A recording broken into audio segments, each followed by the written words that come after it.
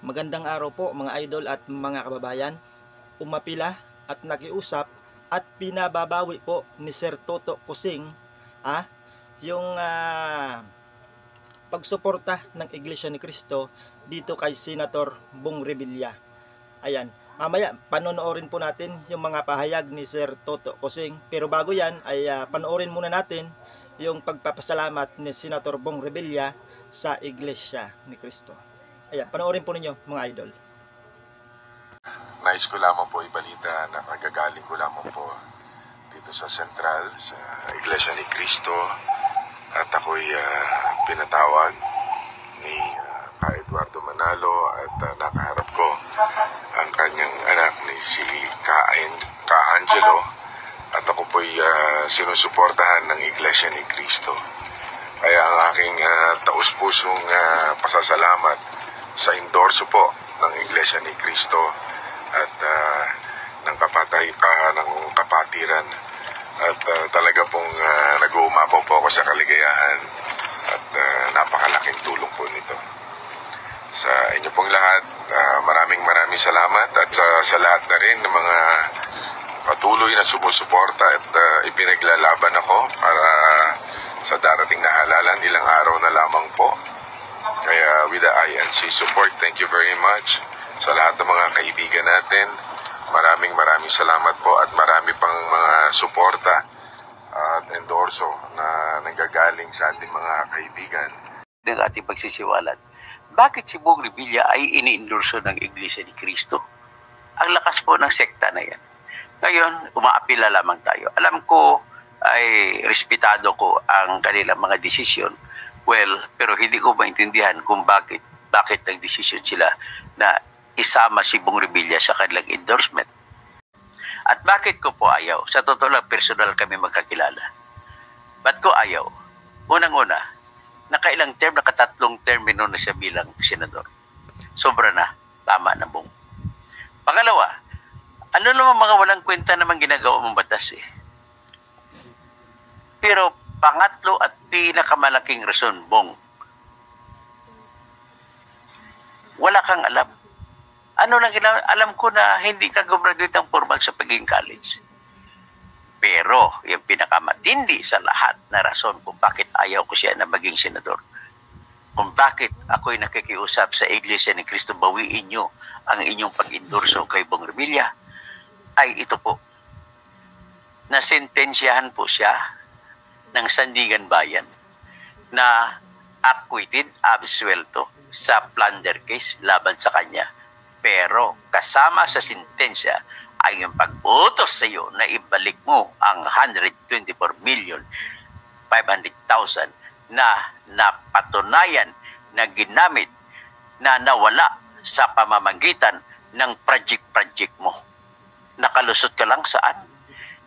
Nakalusot ka lang dahil ang judge na sumulat at yung iba pang kumampi sa kanya ay nagsabi na walang direktang ebidensya na ikaw ang pumirma sa mga sulat na hinihingi para ibigay sa kumpanya ni Janet Napoles ang mga PDAF mo, ang pork barrel mo.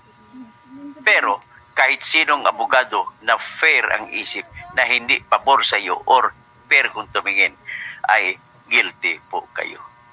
Gagamitan natin ng wisdom ni Solomon kung bakit guilty kayo. Ganito po yun.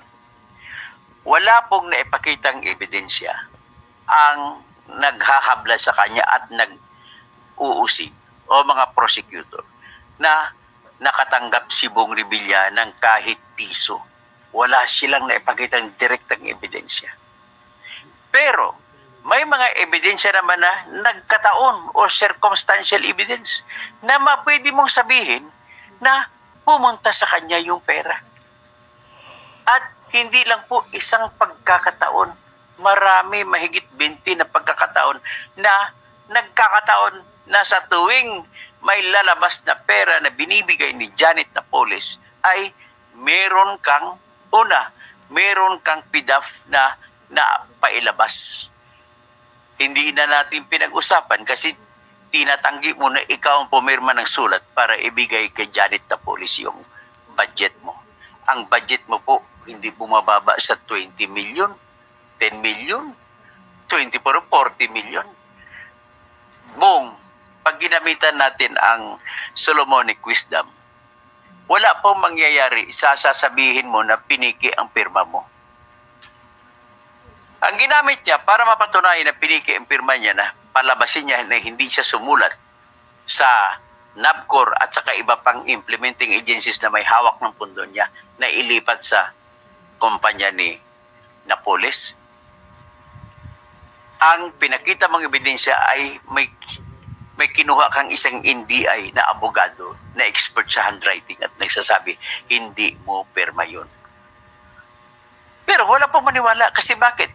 It runs into so many years, more than 6 years. Since 2004 up to 2011, how many years is that? 4, 5, 6, 7, 8, 9, 10, 11, 8 years. Kung sa 8 years, sa unang taon, kung hindi mo pinirmahan at lumusot ang sulat mo, may lalabas na pera. May lalabas na pera na ginasta. Sa kada taon po, hindi bumababa sa 200 million ang pork barrel ng isang senador. So kung nagastos man siya ang 200 million, ibig bang sabihin, hindi mo alam saan napunta yung budget mo. Bong, hindi mo kami maluluko po. Diniklara ka nga ng Sandigan Bayan na absuelto pero sa mata namin guilty ka. Next, pamlagay na natin na hindi siya nakalusot sa kanyang mata. Ibig mo ba sabihin, ang Commission on Audit ay hindi sila nag-check, tatawag sila kay Mr. Revilla, Senador Revilla. Senator, may I request to confirm or deny that these signatures supposedly written by you in all those letters given to the implementing agencies directing or instructing to transfer your funds from those implementing agencies to any of the corporation of Janet Napoles? Imposible naman na walang ginawang sulat ganun ang Commission on Audit. Pinag-usapan natin po 200 million ang total sa kada taon. Oh, granting nakalusot. Kasunod na taon, ganun din ang ginawa. Fake signatures naman yan, nalipat ang pondo, 200 million in all. Ilang taon, 8 taon na ganun. Ang ibig sabihin, para mong ginawang bubo ang Sandigan Bayan.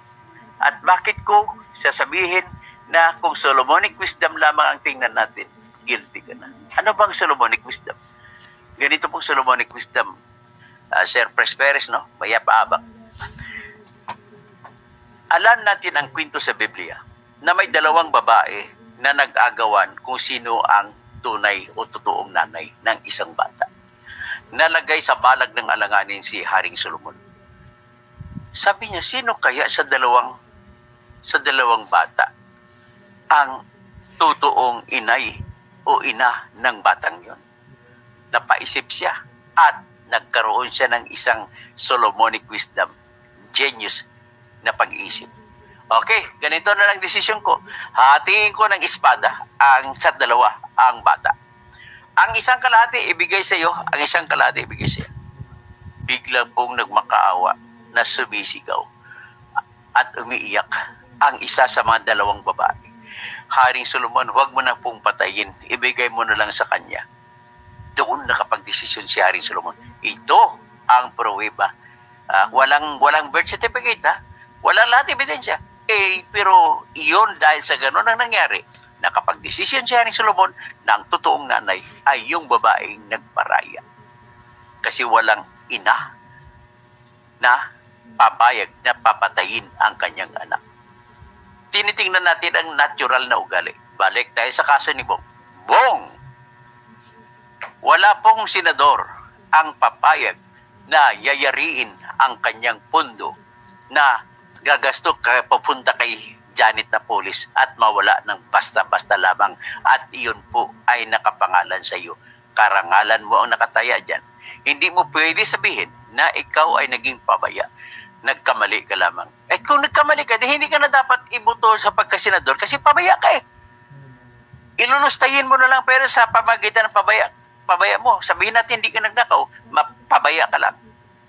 Yan ang unang Solomonic wisdom ko. Ngayon, wrapping up in 8 years, ganun din nangyari. So, anong Solomonic wisdom mo dyan? Natural na ugali ng tao po ay hindi ang tao papayag. Lalo na milyon-milyon ang sangkot dito na papayag na malagay sa balag ng alanganin ang kanyang dangal at kanyang pangalan. Ibig sabihin po, dyan pa lang, sa ugali ng tao na tinatawag namin judicial notice of the experience of mankind, under yan sa aming rules of evidence. Ibig sabihin sa rules of evidence, hindi lamang dokumento, hindi lamang object, hindi lamang testimonya ang kailangan natin gagamitin, titingnan para magkaroon tayo ng tamang desisyon sa paghuhusga. Sinasabi sa rules of evidence na you can use those things that are of judicial notice. Yung mga law of nature, law of calendars, law of the solar system. Ganon po yun. Ang dami po ng mga sabihin natin na hindi mo na pwede sabihin, hindi mo na kailangan patunayan na ang tao ay hindi marunong, hindi makalipad. Sapagkat alam naman natin ang tao po ay hindi, walang kakayahan lumipad. Yan po ang ibig ko sabihin ng law of nature.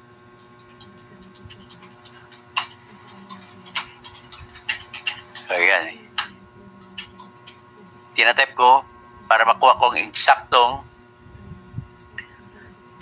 rule. Rule 129 sa judicial evidence natin, sa rules of evidence natin. Sa Rule 129, sinasabi na hindi na kailangan magpatunay pa kung ang pag-usapan ay number 1, kung ano po ang natural na buhay ng tao. Para patunayan mo ang tao ay hindi marunong lumipad, ay hindi mo na kailangang patunayan. So ito yan, Article 129. Judicial notice, when mandatory, a court shall take judicial notice without the introduction of evidence. Ibig sabihin, so titingnan na korte ng ebidensya ang isang bagay kahit wala ng ebidensya. Kung kung nag-exist o kung totoo ba o hindi ay patungkol sa teritoryo ng bansa. Alam naman natin teritoryo ng bansa, ang political history ng mga bansa, ang forms of government ng kada bawat bansa, ang simbolo ng bawat nationality, mga flag, mga admiralty and maritime courts, at saka lahat po na patungkol dyan. Tinitingnan din ang laws of nature. Laws of nature, kagaya sinasabi ko, nature lang yan sa tao na magiging mapanuri pagdating sa gasto sa pera niya. Ibig mo sabihin, hinayaan lang ni Bong Revilla. Hindi po kami maniwala, Bong Revilla. Guilty ka. Kaya isa po sa dahilan yan, yung pagkasinungalingan mo numero 1 na ako po umaapila sa Iglesia ni Cristo na tanggalin ka ang endorsement sa iyo. So, titingnan natin sa punto na yun, napabaya ka, sabihin na natin, hindi totoo, pirma mo yun.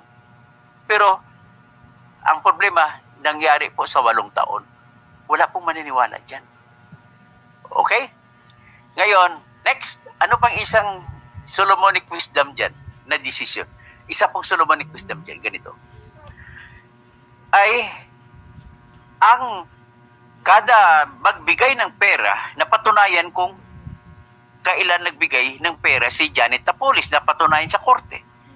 Tapos napatunayan din ang report ng AMLAC, Anti-Money Laundering Council, na lumalabas, kada may binibigay na pera si Janet Napoles, ay anong nangyari? Kahit binibigay ni Janet Napoles kay Attorney Richard Cambe ang lahat ng pera, may nangyayari. Anong nangyari? Base sa Anti-Money Laundering Report, lumalabas ang lahat ng account numbers, bank account numbers ni Bong, ni Lani Revilla, ng kanyang mga anak, ay nagkakaroon ng mga deposito ng milyones. Every time na pagkatapos, a few days or on the day of the receipt of the commission from Janet Napoles, nagkakadepositohan ito. Saan mangyari yan? Hindi mo nga napaliwanag yan, Bong, kung saan nanggaling yung mga dineposito dyan. Huwag mo sabihin na kinikita mo pa yung sa pelikula mo. Ay, pasensya na mo pare. Magkumpare ata tayo sa ibang mga inaanak natin. Pero ang katotohanan po ay hindi natin maitatago na sabihin mo man na ganon.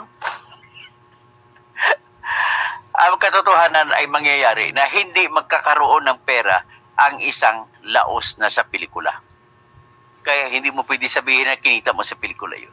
Kaya ka nga pumasok sa politiko kasi wala ka nang kinikita sa mga pelikula mo. Yung agimat-agimat mo, nawawala ng agimat.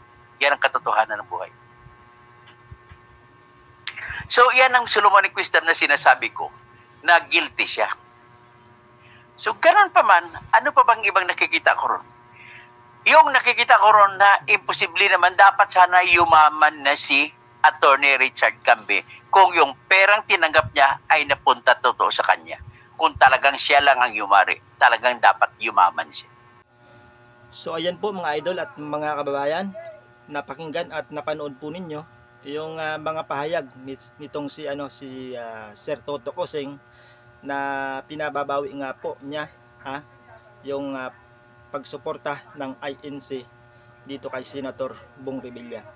Pero ito lang po yung sasabihin ko sa iyo, Sir Toto Koseng, at sa lahat po ng nanonood, malabo pa po sa sabaw ng pusit na bawiin yung pagsuporta ng Iglesia ni Cristo dito kay Senator Bong Revilla.